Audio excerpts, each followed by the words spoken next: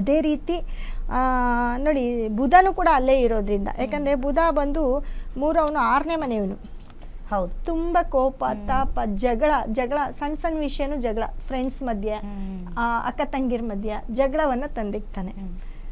Madam, ಇನ್ನೊಂದು ಏನಂತ ಅಂದ್ರೆ, ಬೇರೆ ರಾಶಿಗಿಂತ ಈ ಮಕರ ರಾಶಿ ವಿಭಿನ್ನ ಅನ್ನೋದು ಗೊತ್ತಾಗ್ತಾ ಇದೆ. ಈ ಬಾರಿ ಮಕರ ರಾಶಿಯಲ್ಲಿ ಸ್ನೇಹಿತರಿಂದಲೇ ಜಗಳ ಆಗಿರ್ಲಿ, ಈ ತರ ತುಂಬಾನೇ ಕೇಳಿ ಬರ್ತಾ ಇರುವಂತದ್ದು. ಇದಕ್ಕೇನು ಹೇಳ್ತೀರಾ ನೀವು? ನೋಡಿ, ಸ್ನೇಹಿತರಿಂದ ಜಗಳ ಅಲ್ಲ, ಇವಾಗ ಇನ್ನೊಂದು ಹೇಳ್ತೀನಿ ನಿಮಗೆ. ಯಾಕಂದರೆ ಸೂರ್ಯ ಮತ್ತು ಕುಜ ಮತ್ತು ಶನಿ, ಈ 3 ಗ್ರಹಗಳು, ಬುಧ, 3 ಗ್ರಹಗಳು ಆ 3ನೇ ಮನೆಯಿಂದ 7ನೇ ಮನೆಗೆ ದೃಷ್ಟಿ ಬೀಳುತ್ತೆ. ಅಂದರೆ ಕನ್ಯಾ ರಾಶಿಗೆ ಡೈರೆಕ್ಟ್ ಸಪ್ತಮದ ಒಂದು ದೃಷ್ಟಿ ಬೀಳುತ್ತೆ. ಆ ಸಪ್ತಮದ ದೃಷ್ಟಿ ಬೀಳೋದ್ರಿಂದ 9ನೇ ಮನೆ ಅದಾಗಿರುತ್ತೆ. ಯಾರಿಗೆ? ಮಕರ ರಾಶಿಯವರಿಗೆ 9ನೇ ಮನೆ ಅದಾಗಿರುತ್ತೆ. ಮನೆಯಲ್ಲಿ ಯಾರು ಹಿರಿಯರು ಇರ್ತಾರೆ ನೋಡಿ, 9ನೇ ಮನೆ ಅಧಿಪತಿ ಬುಧ ಕೂಡ ಅಲ್ಲೇ ಇರ್ತಾನೆ. ಈ ಮನೆಯಲ್ಲಿ ಯಾರು ದೊಡ್ಡವರು ಇರ್ತಾರೆ, ಮನೆಯ ಹಿರಿಯರಿಗೆ, ತಂದೆಗಾಗಿರ್ಬೋದು, ತಾತನಿಗಾಗಿರ್ಬೋದು, ಇಂಥವ್ರಿಗೆ ಮನೇಲಿ ಎಲ್ಲೋ ಒಂದು ಕಡೆ ತುಂಬ ಅನಾರೋಗ್ಯ ಸಮಸ್ಯೆ ಬರೋದು, ಮನೇಲಿ ಆರೋಗ್ಯ ಸರಿ ಇಲ್ದಿರ ಬಳಲ್ತಾ ಇರೋವಂಥದ್ದು, ಅಥವಾ ಅವ್ರಿಗೆ ಯಾವುದಾದ್ರೂ ಆಪ್ರೇಷನ್ ಆಗೋವಂಥದ್ದು. ಯಾಕಂದರೆ ಬುಧ ಮತ್ತು ಕುಜ ಸೇರಿಕೊಂಡಾಗ ಈ ನರಗಳ ತೊಂದರೆಗಳು ಅತಿ ಹೆಚ್ಚು ಕಾಡ್ತಾ ಹೋಗುತ್ತೆ. ನರಗಳ ಒಂದು ತೊಂದರೆ ಆಗೋದು, ಯಾವುದಾದ್ರೂ ಆಪ್ರೇಷನ್ ಆಗೋದು, ಇದು ಕೂಡ ಆಗತ್ತೆ ಮಕರ ರಾಶಿಯವರ ಒಂದು ಕುಟುಂಬದಲ್ಲಿ. ಅದು ಕುಟುಂಬವನ್ನೇ ಹೇಳುತ್ತೆ 9ನೇ ಮನೆ ಅಂತ ಅಂದಾಗ. ಯಾಕಂದರೆ ಅವ್ರ ನೇರ ದೃಷ್ಟಿ ಕನ್ಯಾ ರಾಶಿ ಮೇಲೆ ಬೀಳ್ತಾ ಇರುತ್ತೆ.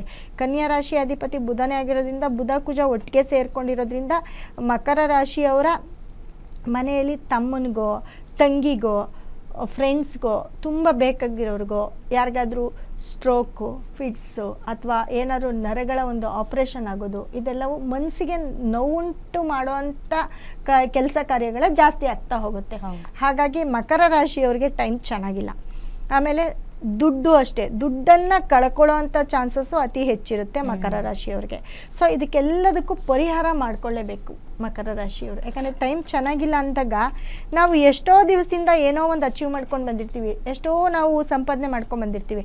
ಆ 1 ತಿಂಗಳಲ್ಲಿ ನಾವು ಏನು ಇವಾಗ 1 ವರ್ಷದಲ್ಲಿ ಏನು ಮಾಡಿರ್ತೀವೋ ಕಳಿಯೋದು 1 ದಿನದಲ್ಲಿ ನಾವು ಕಳಿಬೋದು. 1 ತಿಂಗಳಲ್ಲಿ ಎಲ್ಲವೂ ಲಾಸ್ ಮಾಡ್ಕೊಳ್ತಾ ಹೋಗ್ಬೋದು. ಮತ್ತೆ ಅದನ್ನೆಲ್ಲ ನಾವು ರಿಕವರಿ ಮಾಡ್ಕೊಳ್ಬೇಕು. ಇವಾಗ ಒಂದು ಫ್ರೆಂಡ್ಶಿಪ್ಪು ಬಿಟ್ಟೋಯ್ತು ಅಂದರೆ ಸುಮಾರು ತುಂಬ ದಿನ ನಮಗೆ ಗ್ಯಾಪ್ ಆಗಿಬಿಡುತ್ತೆ. ಅದನ್ನು ಮತ್ತೆ ನಾವು ರಿಕವರ್ ಮಾಡ್ಕೋಬೇಕು ಅಂದರೆ ಅದಕ್ಕೆ ತುಂಬ ಟೈಮ್ ಬೇಕು.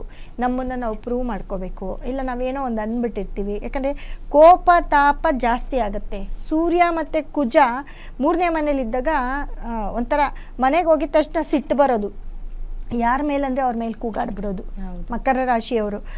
ಮತ್ತು ಆ ಕೋಪನ ಹೇಗಾದರೂ ಮಾಡಿ ತೀರಿಸ್ಕೊಳ್ಳೋದು. ಆ ಕೋಪನ ತೀರಿಸ್ಕೊಂಡ್ರೇ ಅವರಿಗೆ ಸಮಾಧಾನ ಆಗುತ್ತೆ, ಇಲ್ಲಾಂದರೆ ಸಮಾಧಾನ ಆಗಲ್ಲ. ಈ ರೀತಿ ರಿಯಾಕ್ಟ್ ಆದಾಗ ತುಂಬ ಬೇಕಾಗಿರೋ ಫ್ರೆಂಡ್ಸ್ ಹತ್ರನೋ, ಅಕ್ಕ ತಂಗಿರ ಹತ್ರನೋ ಆ ಕೋಪನ ನಾವು ರಿಯಾಕ್ಟ್ ಆಗಿ ತೋರಿಸಿದಾಗ ಅವ್ರು ಏನು ಮಾಡ್ತಾರೆ, ನಮ್ಮಿಂದ ದೂರ ಆಗ್ತಾರೆ. ನಾವು ಕಳ್ಕೊಳ್ಬೇಕಾಗತ್ತೆ ಫ್ರೆಂಡ್ಸ್ನ, ಅಥವಾ ಅವ್ರ ಕಡೆಯಿಂದ ಏನಾದರೂ ತಪ್ಪಿದೆ ಅಂತ ಗೊತ್ತಾದಾಗ ಅದಿನ್ನೂ ಜಾಸ್ತಿ ಆಗುತ್ತೆ. ಇಲ್ಲಿ ಕಾಮ, ಕ್ರೋಧ, ಕೋಪ ಇವೆಲ್ಲವೂ ಜಾಸ್ತಿ ಆಗ್ತಾ ಹೋಗುತ್ತೆ. ಸೊ ಇವೆಲ್ಲವೂ ಜಾಸ್ತಿ ಆದಾಗ ಎಲ್ಲೋ ಒಂದು ಕಡೆ ಆಪಾದನೆಗಳು ಸೃಷ್ಟಿ ಆಗುತ್ತೆ.